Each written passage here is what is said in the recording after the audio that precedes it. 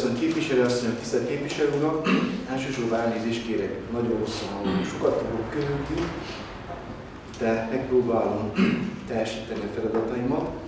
A mai tanácsülésre egy 12+1 pontból álló napirendet állítottunk össze, legelőször ezt ismertetem, kérek tisztelettel a végén elfogadni, amennyiben egyetértenek vele.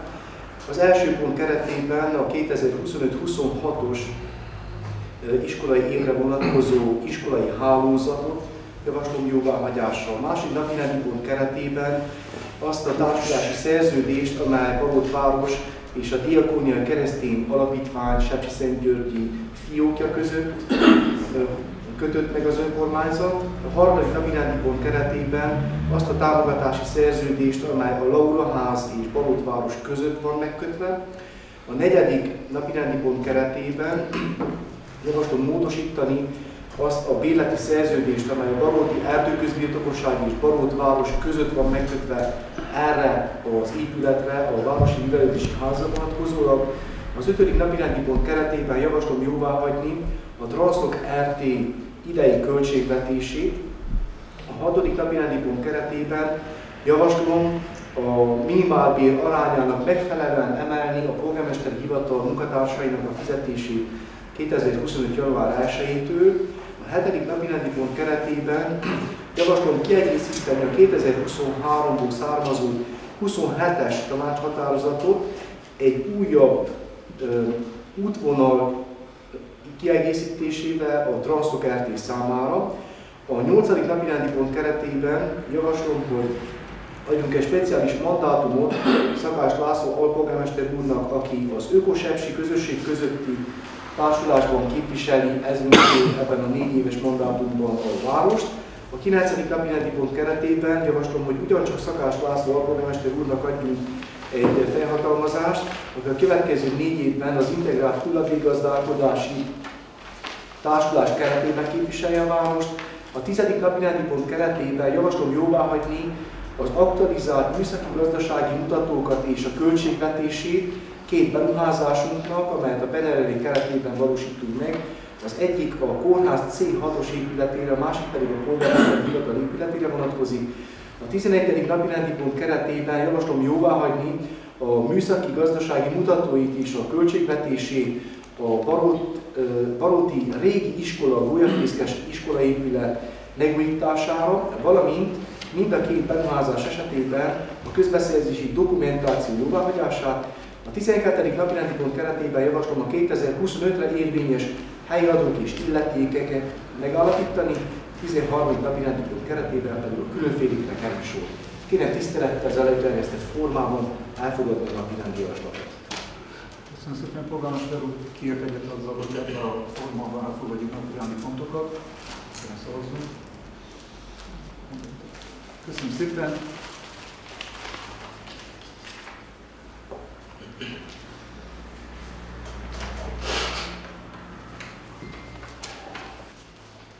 Kérem a polgármester úr, hogy egyet napirendi pontot. Az első napirendi pont keretében minden év végén, az utolsó tanácsülésen köteles az önkormányzat elfogadni azt az iskolai hálózatot, amely érvényes a Barótváros területén működő oktatási intézményekre. A tavalyhoz képest nem változik ebben semmi, ugyanabból áll az iskolahálózat, elsősorban a Baróti Szabó Dávid Technológiai Liceum intézményéből, amelynek nincsenek struktúrái, a Gál Mózes általános iskolai intézményéből, amely a következő struktúrákkal rendelkezik. A Bibalcfalvi Normálprogramú Óvoda, a Bibalcfalvi Bartalis Ferenc elemiskola, a Bodosi Normálprogramú Óvoda, a Bodosi Budai József elemiskola, a Köpeci Normálprogramú Óvoda, a Köpeci elemiskola, a Miklósvári Normálprogramú Óvoda, a Miklósvári elemiskola, a Felsőrákosi Normálprogramú Óvoda, a Felsőrákosi elemiskola.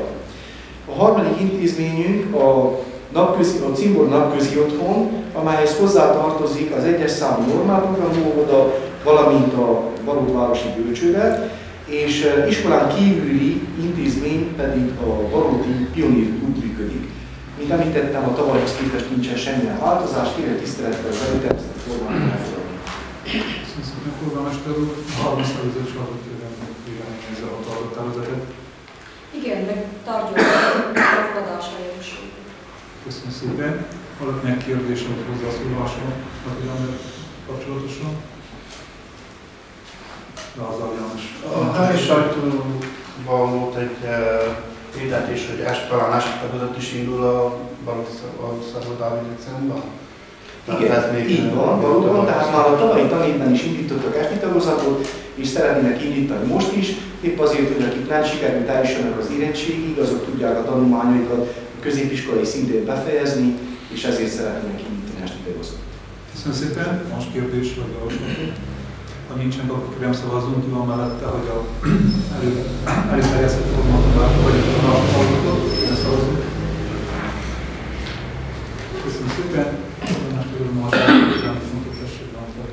A második napirendi keretében javaslom a 2025-ös évtől kezdődően módosítani azt a támogatási szerződést, amely Balogh város és a Keresztény Diakónia Alapítvány Sepsiszentgyőri fiókja között jött létre. 2012 óta szerződéses viszonyban van Balogh városa a Keresztény Diakónia Alapítvánnyal, és az idős otthongondozás különböző költségeinek egy részét átvállalta az önkormányzat. Az alapítvány vezetője egy újabb számítást tett le, ugye a 2024-es év során kétszer is módosult a minimálbér, amit január 1-től ismét fog módosulni. Eddig 2024 folyamán 9000 lej havi hozzájárulást adtunk az önkormányzat költségvetéséből.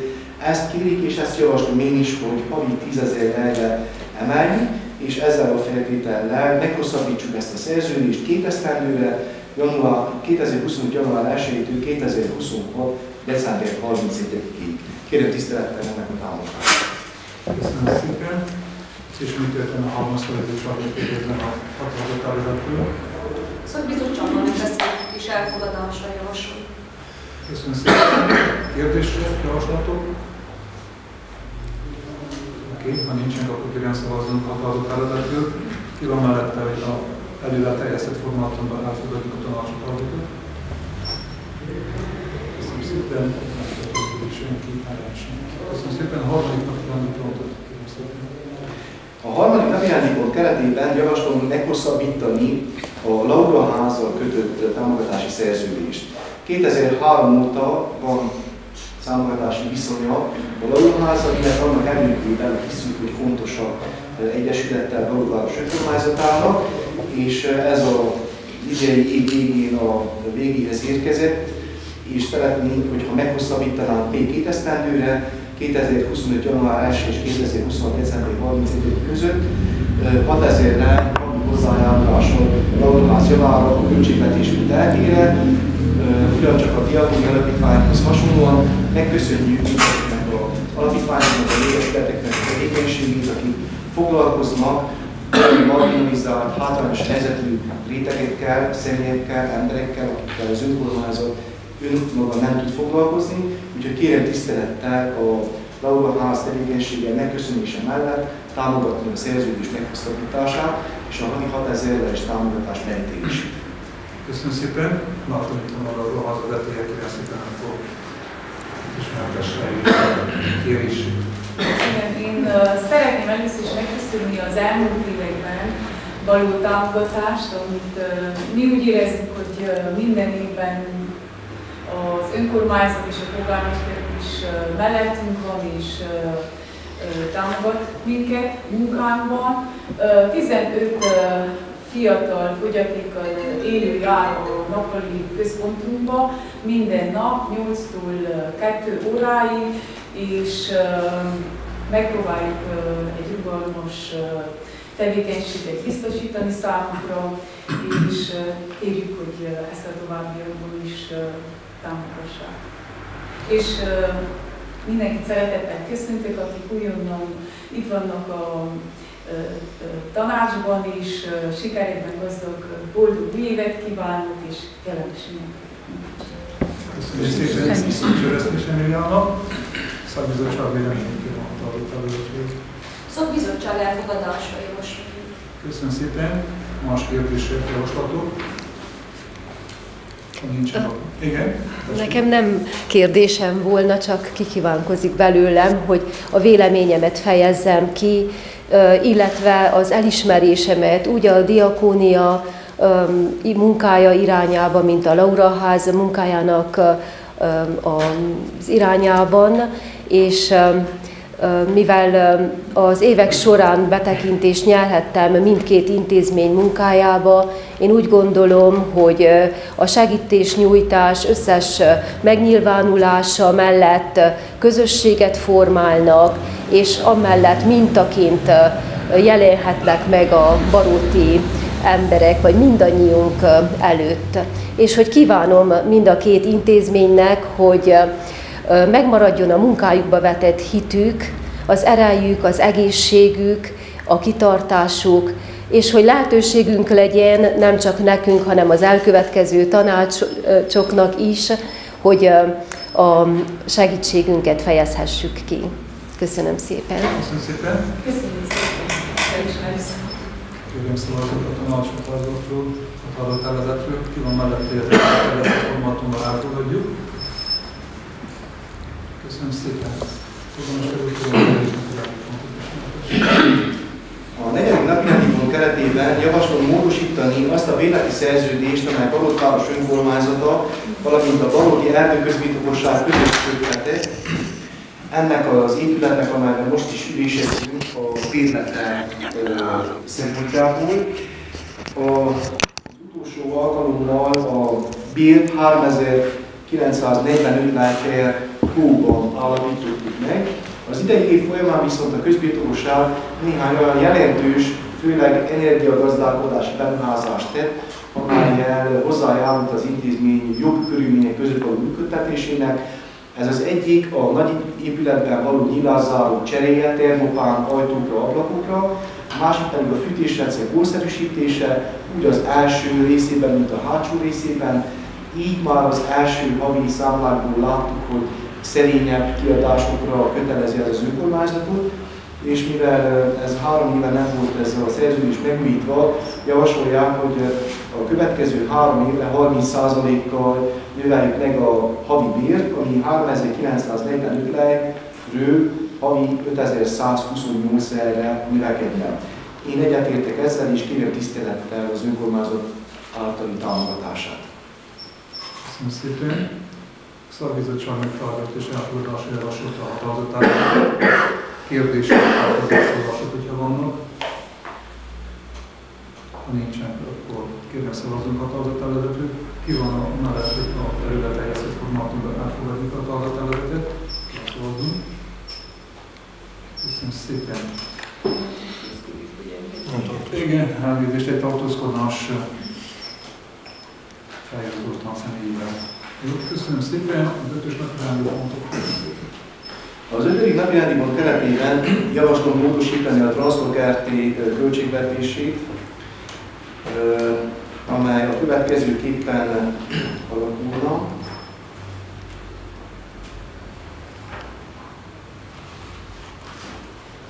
A kiküldött anyagnak megfelelően.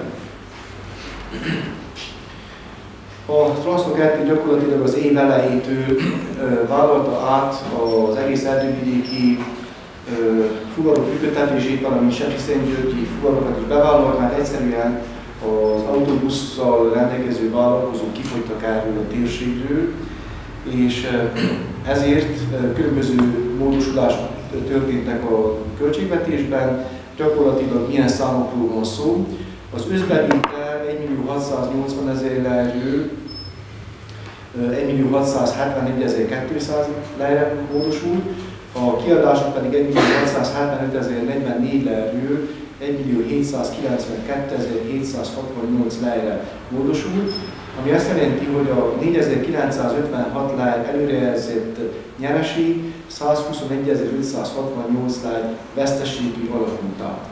Amit még hozzá kell tennem, hogy 2 per is van a Transzlog Kft.-nek a kezdeményezésére, az egyik a liceum, a másik pedig Barótvárosa ellen, amelyeket az eddigi fórumokon megnyertek, ez körülbelül 200.000 lájk jelent, valószínűleg az utolsó megfelelezési fórumon is meg fogják nyerni, és akkor ezzel gyakorlatilag a pénzügyi helyzetet helyrebillenni. Kérem tisztelettel az előterjesztett formában való elfogadását. Köszönöm szépen. A Transzko Kft. Igazgatója jelezte, hogy később egy kicsit úgy, hogy amikor ide ér, akkor ezzel kapcsolatos kérdéseket még fejleszteni nekünk.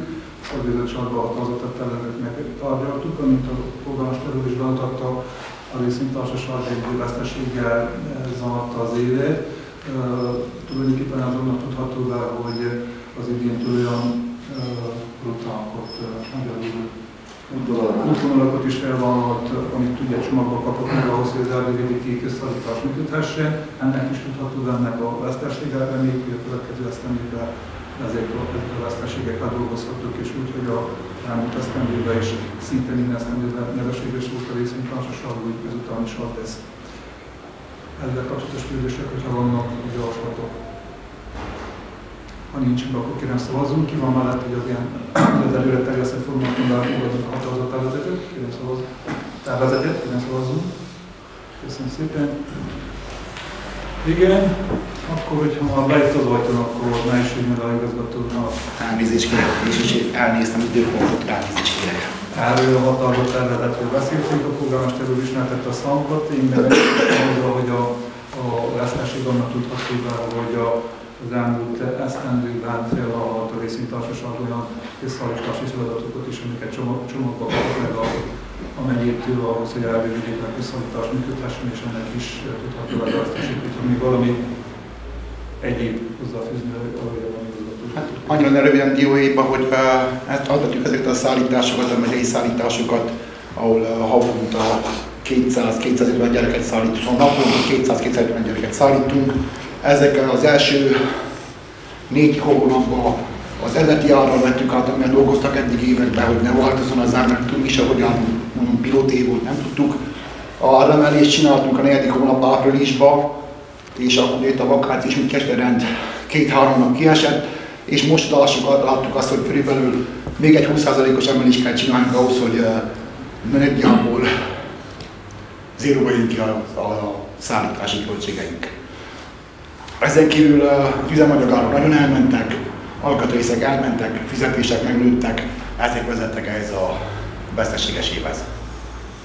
Ha valakinek kérdése van, szívesen a kérdésükre.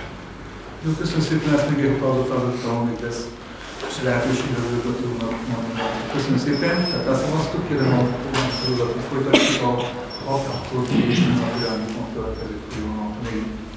A 6. napi területében javaslom megnövelni, hozzáigazítani a polgármester a munkatársának a fizetését 2025. január 1-től megnövelendő minimálbérhez. Ebben a pillanatban tudjuk, hogy július 1-től a minimálbér 3700 lej per hó, ami 2025. január 1-től 4050 lejre nő, tehát 350 lejjel. Ez 9,45%-os növekedést jelent, és ezt mi kötelesek vagyunk a munkatársaink fizetéséhez hozzátenni.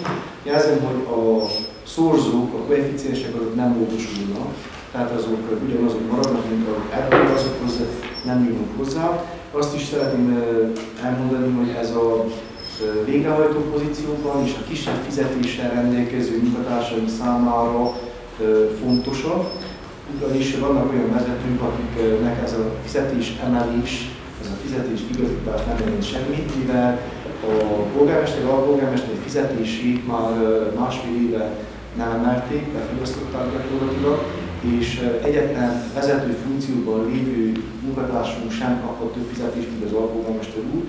Úgyhogy van néhány olyan vezető a hivatalban, akinek már a júliusi fizetésemelés sem jelentett semmit is sem, viszont a végrehajtó funkcióban lévőknek fog jelenteni. Ugyanakkor meghatározza a 347 lejes élelmiszerpótlékot havonta, úgyhogy kérem tisztelettel ennek az elfogadását. Köszönöm szépen! Az Egyeztető Bizottság megtárgyalta és elfogadásra javasolt a határozat tervezetet. Reméljük, hogy ahhoz képest, hogy milyen hírek járnak, hogy nehéz esztendő elébe nézzünk, tartható lesz az, amit most döntünk, és ezeket a fizetésemelések meg is tudnak történni. A Szakbizottságot is kérem, hogy tárgyalja a határozat tervezetről. Igen, a napirendi pontot megbeszéltük és elfogadásra javasoljuk. Köszönöm szépen. Kérdések, hozzászólások, hogyha vannak a tartalmakkal kapcsolatosan?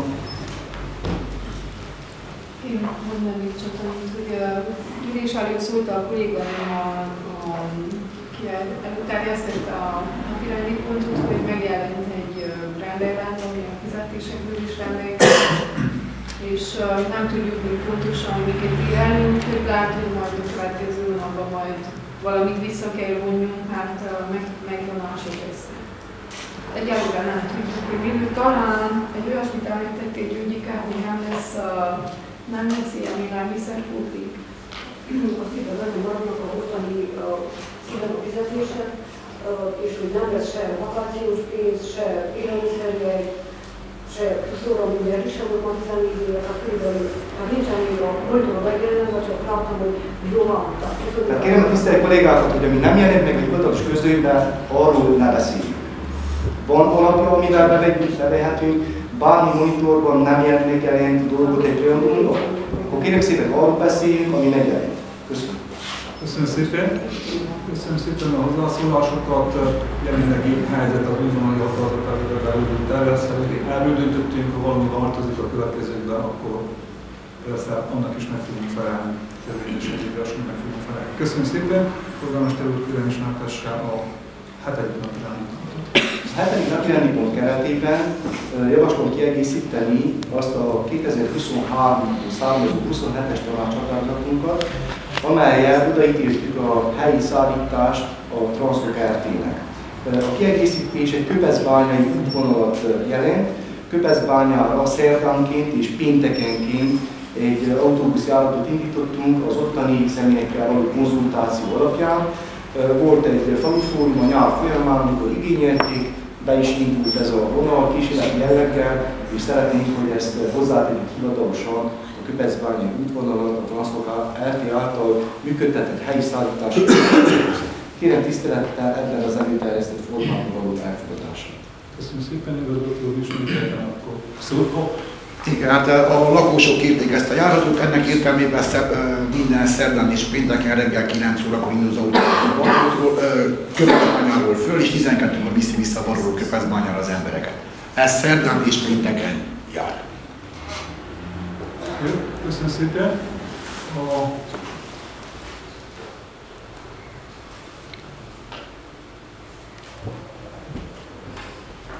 Polgármester úr jelezte, hogy nem emlékszem, hogy a mások is gólogatnak, akkor térjünk vissza.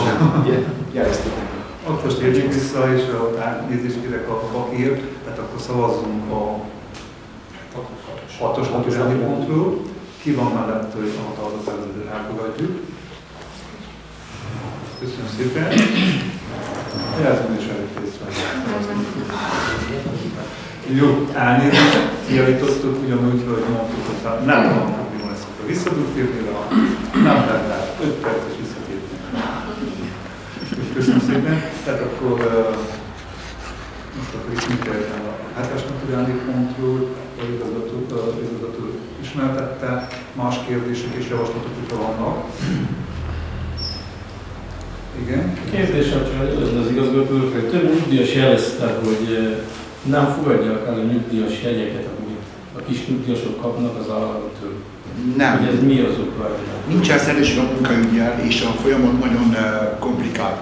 De ingyenesen utazhatnak Baróton simla kéréssel a nyugdíjasok. De vannak olyanok, akik Szentgyőrre szeretnének utazni. Nincsen szerződésünk, mivel ez a megyei járatok nincsenek rendesen viccelhetően, nincsen hivatalosan átadva még nekünk, így nem tudunk szerződést kötni a munkaüggyel ezzel a kapcsolatban. De ezek ideiglenes megoldások, addig még viccelre tudunk állni, és viszont át tudják adni ezeket a járatokat nekünk. Ez még pillanatnyilag csak ilyen ideiglenes megoldás, amíg járunk. És addig még nincs, addig nem tudunk kötni szerződésre.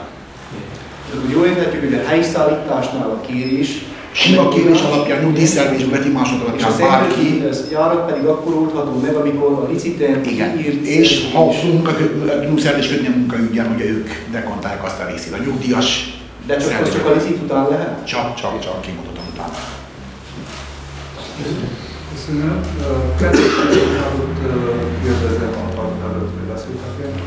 Igen, 2-es szakbizottságban megbeszéltük és elfogadásra javasoljuk. Jó, köszönöm szépen. Hogyha van még kérdés azzal a hallgatárokkal kapcsolatosan. Ha nincsen, akkor kérem szavazzunk a hallgatárodatról. Ki van mellette, hogy elfogadjuk a hallgatárodatot? Igen. Köszönöm szépen. 8-as napirendi pont következik, kérem polgármester úr ismertesse. A 8-as napirendi pont keretében javaslom egyrészt, hogy városunk alpolgármesterének, Szakács Lászlónak adjunk mandátumot, hogy a közösség közötti Öko-Sepsi Fejlesztési Társulás munkálataiban képviselje Barótváros önkormányzatát. Ugyanennek a keretében azt a delegációs szerződést is javaslom módosítással és kiegészítéssel jóváhagyni, amely ennek az egyesületnek és a Tegla RT-nek az együttműködéséből született. Ugyanakkor át is adnám a szót Szakács alpolgármester úrnak, hogyha valakinek van kérdés, akkor hozzáintézze, mivel az elmúlt 4 esztendőben is ennek a társulásnak a keretében ő képviselte a városunk önkormányzatát. Köszönöm szépen, alpolgármester úr, akkor kérem röviden számoljon be arról, hogy mi történt eddig. Tehát az Öko-Sepsi és a Tegla közti szerződés módosul most január 1-ára, ami azt jelenti, ami minden egyes szerződésnél történt, hogy arra megyek eztán. Nem olyan nagyobb, viszont alattámasz az Öko-Sepsi ugyancsak a minimálbér emelkedésével, az üzemanyag emelkedésével, és ez miatt a fizikai személyeknél Barótvárosában 23-ra fog nőni, a jogi személyeknél 244-re 80 bandiról a köbméterre 270-re fog nőni, és falun pedig 12-re 14-re fog nőni az illeték, amit a terület. Köszönöm szépen. A szakbizottság véleményt kíván a hatalmatról.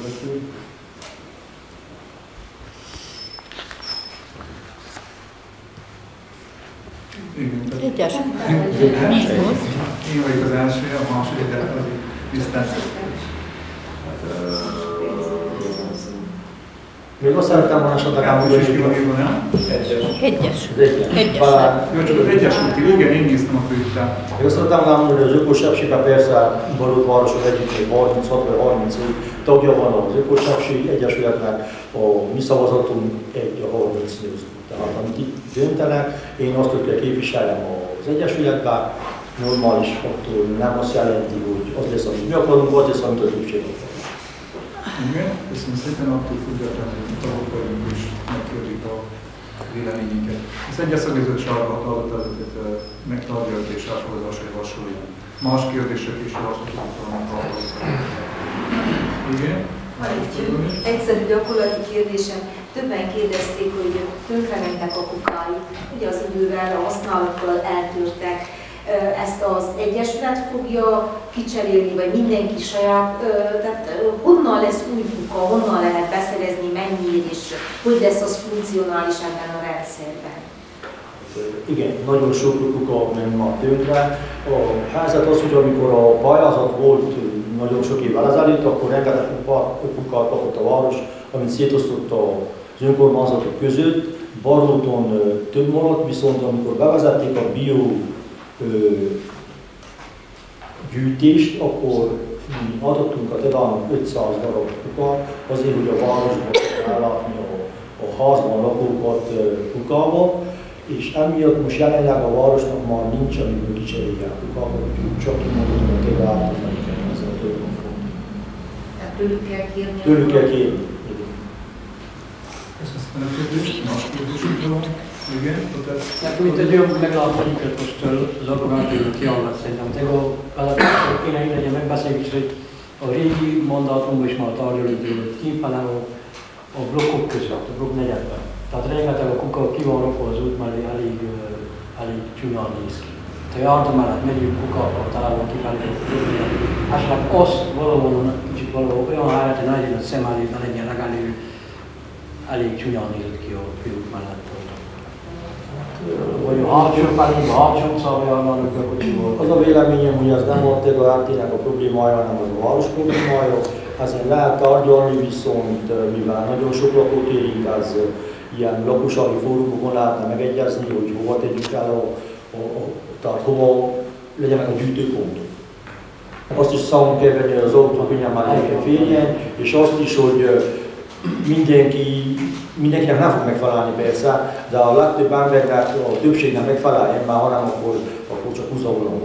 Ez ugyanúgy rózsápon probléma, mint a Szabadságtéren, a Millennium szobor mellett probléma. Erről már volt szó a régebbi mandátumban is, hogy lakossági fórumot kellene hívni, szerrel mindegyik lakónegyedben, és ezeket a dolgokat megtartani.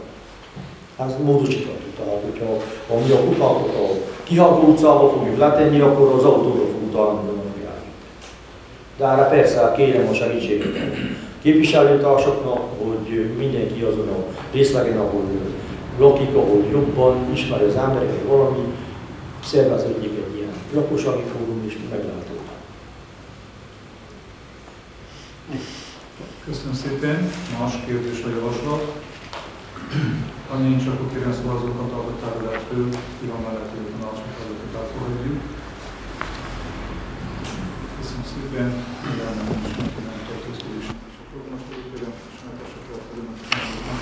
A 9-es napirendi pont keretében javaslom, hogy Szakács László alpolgármester úrnak adjunk olyan mandátumot a következő önkormányzati ciklusra, amelynek az értelmében Balogh város képviseli a Kovász megyei integrált hulladékgazdálkodási rendszert, illetve építő közösség közötti fejlesztési társulásnál.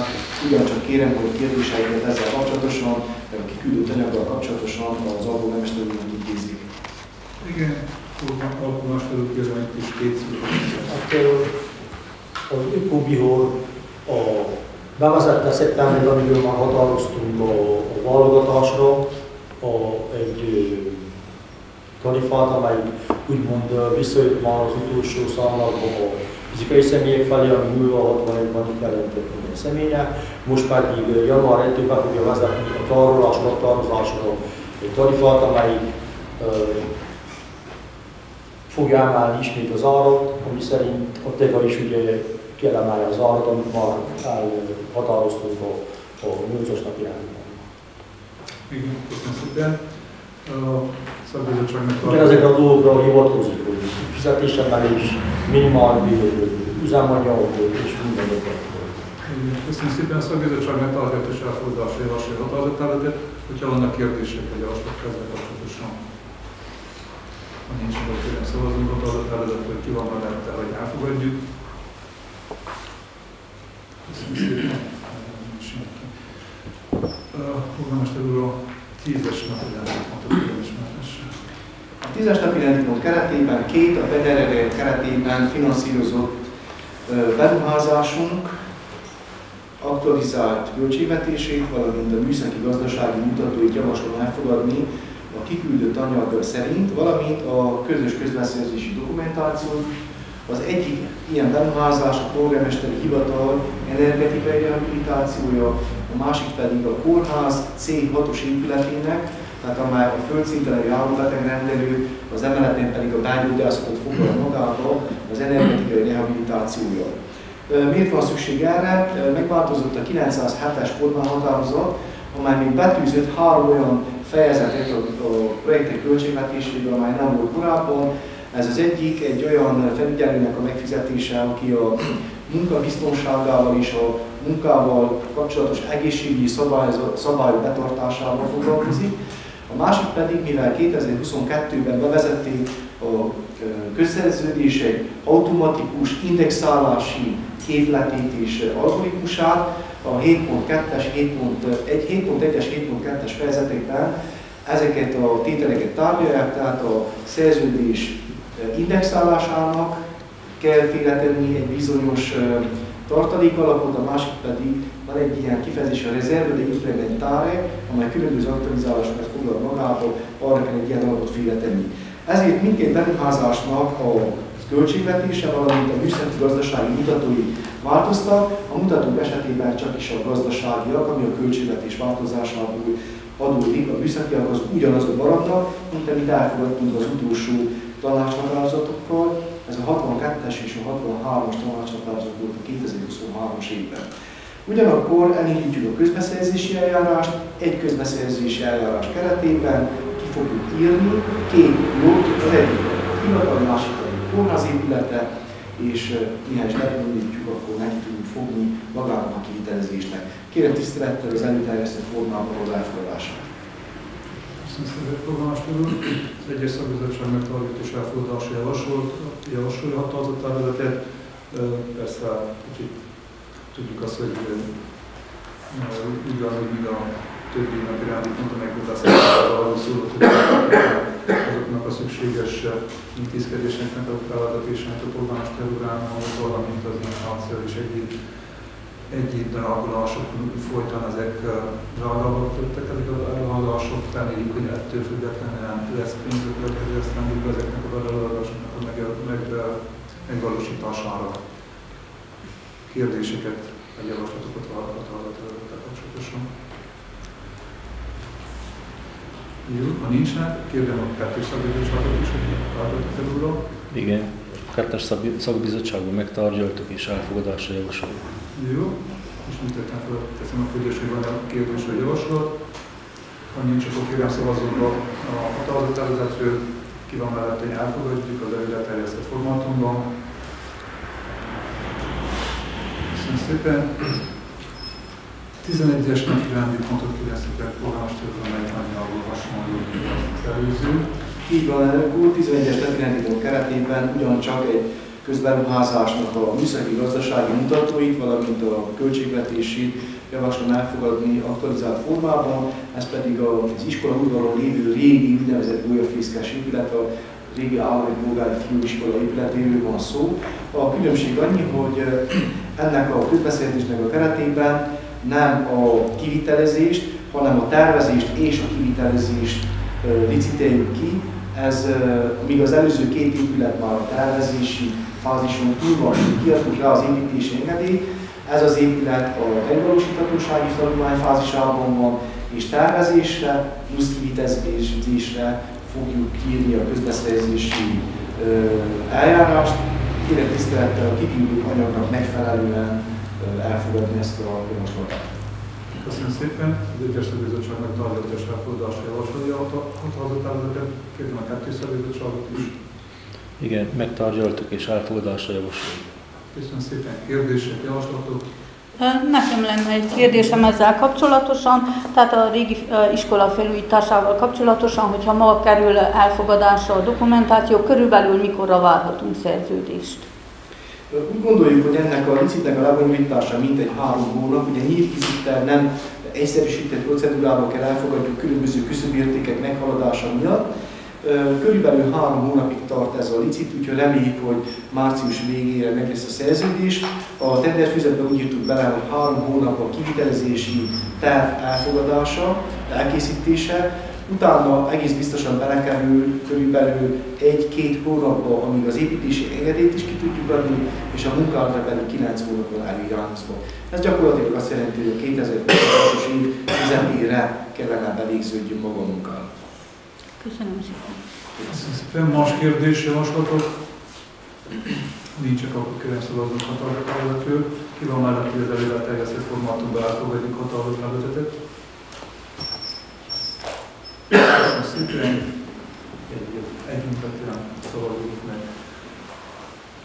Utolsó előtti napi ponthoz érkeztünk, polgármester úr, a adók illetékek 2020-ra vonatkozó határozattervezet kérdéseket ismertesse. 2025-ben ugyanazokat a típusú ingatlan, tárgyátadókat, gépjárműadókat, helyi illetékeket javasoljuk. Az indexálás pedig 10,4%, ami a tavalyi infláció értékével történik. Tehát gyakorlatilag a tavaly elfogadott és az idénre érvényes adóilletékeken belül csak annyi módosul, hogy mindazokat, amelyek indexálhatók vagy indexálandók, azokat 10,4%-kal igazítottuk. Nyilván, hogy a kisebb összegeknél vannak olyan küszöbértékek, ugye már nem, baliban nem szabadjuk meg, hanem csak egész lejjebb, amikor kerekítve van, vagy lefele, vagy felfele, de ugyanazok az adónemek és ugyanazok a százalékok vannak, beleértve a bonifikációkat, beleértve a jogi meg a fizikai személy közötti különbségeket is, mint a tavaly.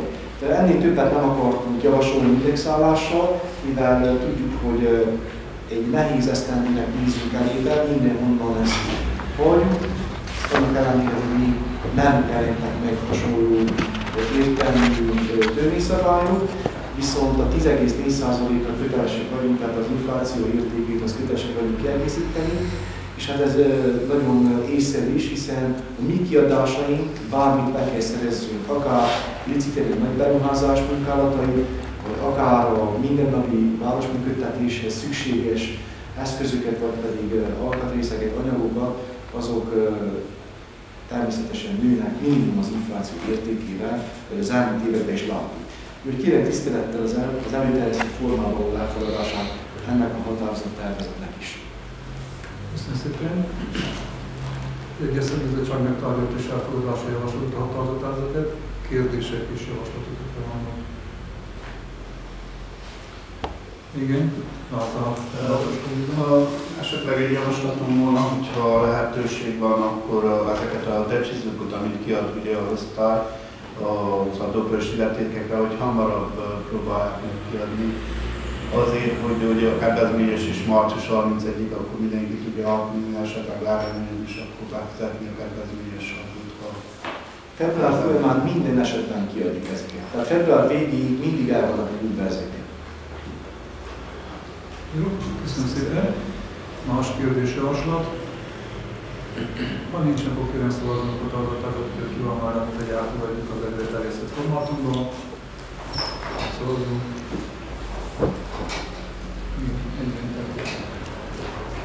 Ezzel tulajdonképpen lezárultak a rendes napirendi pontok, különféle következnek, a vegyeknek a kérdése, javaslata van, hogy kérdeljenek. Igen, mondom is, hiszen úgy tűnik, hogy az idén ez az utolsó alkalom, amikor tanácsülés keretében találkozunk.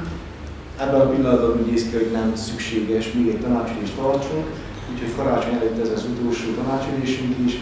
Néhány dolog körvonalazódott az idei esztendőben, erről szeretnénk egy nagyon rövid összefoglalót mondani. Egyrészt örvendetes tény, hogy elkezdődött a legnagyobb beruházásunk, a 26 millió lejes támogatással leszerződött valódi közműfelújítási hálózat.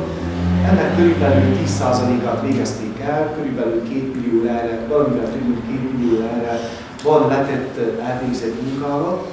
Mindannyian látták, hogy ez mely utcákat érint. Ezek a munkálatok az idénre befejeződtek, és a jövő esztendőben az időjárás függvényében fognak tovább haladni. Egy másik beruházást is elkezdtünk, ez a kórházudvar rehabilitálása. Ennek sikerült 32%-át megvalósítanunk, hála a 275 köbméteres tartály, a 2 konténer szintén a víztisztító berendezéssel, a pumpaházzal, ezek fel vannak szerelve, és azt a kérést is letettük a megyei tanács felé, amelyel fölvállalta, hogy a munkálatok felét, de évi nem több mint 700 000 lehet fog társfinanszírozni, ebben az esztendőben meg fog érkezni ez a finanszírozás is, és jövőben ahogy tudjuk, folytatjuk, hogy legyen egy méltó belső udvar a kórházunkban. A 12A12B tömbház szigetelési munkálatai is jól haladtak, ebben a pillanatban 52%-a van elvégezve, gyakorlatilag amikor az idő fogja engedni, ez valószínűleg tavasszal fog történni, mintegy 2-2,5 hónap alatt az a munkálat be fog fejeződni. Szerencsésnek mondhatom, amit már jeleztem önöknek, hogy kibocsátottuk az építési engedélyt is a gázvállalat számára, hogy a saját költségvetéséből a Petőfi és a Gyöngyvirág utca gázhálózatát jövő június-júliusában teljes egészébe felújítsa. Egy közel 2 millió lejes munkálatról van szó, ami a várost gyakorlatilag ellehetetlenítette volna, de ez azt jelenti, hogy egy fél év múlva teljesen új gázhálózat lesz, és hogyha tudunk jönni utána az út felújítással, amit nagyon a szándékunk, akkor ezt jelenti, hogy annak az utcának az infrastruktúrájához következő legalább 30 évben nem kell hozzányúlni. Ugyancsak örvendetes, hogy le tudtuk szerződni a Baróti Szabó Dávid utca felújítását, ahogy az idő engedi a jövő év elején neki fogunk, és az első körülbelül 60%-át addig, amíg tart a gázcső, azt meg is tudjuk tenni. Az is örvendetes, hogy a gázvállalat szinte a saját költségén ki fogja cserélni az utcában a gázvezetéket a jövő év folyamán. Kértük, hogy hosszabbítsa meg a leendő bölcsődéig is, hiszen azt is el kell lássuk a gázzal, valamint kösse össze a Baróti Szabó Dávid utcával. Örvendetes tény az is, hogy épp az elmúlt hét utolsó napján kaptuk meg az utolsó jóváhagyást, úgymond, hogy költségek nélkül bevehessük a bölcsőde helyéül szolgáló 3000 valahány négyzetméteres kültelket a beltelkünkbe. Ez az elkövetkező egy hónap folyamán egy tanácshatározatban fog testet ölteni, és akkor az Országos Befektetési Társaság elvégezheti azt a helyre tervezési és kivitelezési licitet, amelynek az érdekében már sok lépést tettünk, és 2026 nyár közepére az a bölcsőde kellene állni, és kellene működjön is a 2026-os tanév kezdetétől. Ugyancsak örvendetes, hogy befejeztük és leszerződtük a technika telepen építendő központi, önkéntes alapon történő hulladékgazdálkodási telepünket. Amikor a tavasz megfelelő lesz, az időjárás engedekor nekiláttuk annak a beruházásnak is, és a jövő év nyara folyamán el fogjuk végezni. Még több beruházás van, a különböző licitfázisban, de ezekről beszéltünk, és hát az idei évnek azt tartom két nagy eredménynek, hogy egyrészt sikerült megvásárolni és 100%-ban kifizetni a bányairoda épületét. Az átírásra még nem került sor, és a közjegyző nem tudott, a projekti közjegyző nem tudott programálni erre az esztendőre, de január első felében ez megtörténik, és akkor át tudjuk venni fizikailag is magát az épületet. Ezt egy történelmi jóvátételnek gondolom a város javára, hiszen egy jelentős épületről van szó, amely olyan beruházás tulajdonlag volt, amely Balatonnak és Erdélynek meghatározta az elmúlt évtizedeit. Úgy gondolom, hogy ha a város tulajdonának kerül és az elkövetkező években ki tudjuk építeni azt a közigazgatási központot, amelyet terveztünk és amelyről többször beszéltünk, akkor a városkép is, meg a város működése is méltó lesz a városi státushoz. És utoljára szeretném elmondani, hogy egy nagyon kemény éven vagyunk túl, hiszen választások egymást érték. Ennek az eredményeképpen átfejlő a képviselőtestület, ennek az eredményeképpen az erdélyi magyarságnak van újra két képviselője a brüsszeli törvényhozásban, tehát az Európai Parlamentben, és ahogy az tegnap kiderült, az erdélyi magyarságnak két nagyon fontos tárcája lesz a valószínűleg ma este felálló új kormányban, pénzügyminiszteri tisztséget és egyúttal a miniszterhelyettesi tisztséget, valamint a fejlesztési miniszteri tisztséget sikerült megszerezni, és két olyan miniszter által, aki az elmúlt 4 évből az első 2,5 évet végig dolgozta, nagyon jó véleménnyel voltak a külső szemlélők is az ő tevékenységükről. Reméljük, hogy ezután is, amikor Bukarestben megyünk intézni az ügyesbölcs dolgainkat, és szeretném elmondani, hogy a beruházásaink közül több mint 15 a fejlesztési minisztériumhoz tartozik, megértésre, gyors kommunikáció és gyors ügyintézésre számíthatunk. Ez egyaránt fontos ahhoz, hogy a mi helyi és a nagyobb erdélyi magyar közösségünk is következő 4 évben ne egy regresszió áldozata legyen, hanem apróbb, nagyobb lépésekkel tudjon előre haladni. Köszönöm szépen önöknek az egész évi munkát, illetve hát van, akinek csak egy 2 hónapi munkát, hiszen az új önkormányzat az nemrég állott fel, és azt kívánom, hogy ebben a mostani karácsonyi hangulatban legyen mindenkinek egy békés, egészségben eltöltött, megelégedéssel szolgáló karácsonyra. Fogjunk neki új erővel, új lendülettel, megértéssel, békés együttműködéssel, sok-sok párbeszéddel következő esztendőnek is a városjában. Köszönöm tisztelettel! Köszönöm szépen, miniszter úr! Más kérdések, javaslatok? Ha nincsenek, akkor azt kívánom a képviselőtestületnek, úgy, mint Balót és a hozzátartozó falvakat, hogy a következő esztendő ez egy szerencsésebb, gazdagabb esztendő legyen, és ezzel bezárom az ülést. Köszönöm szépen!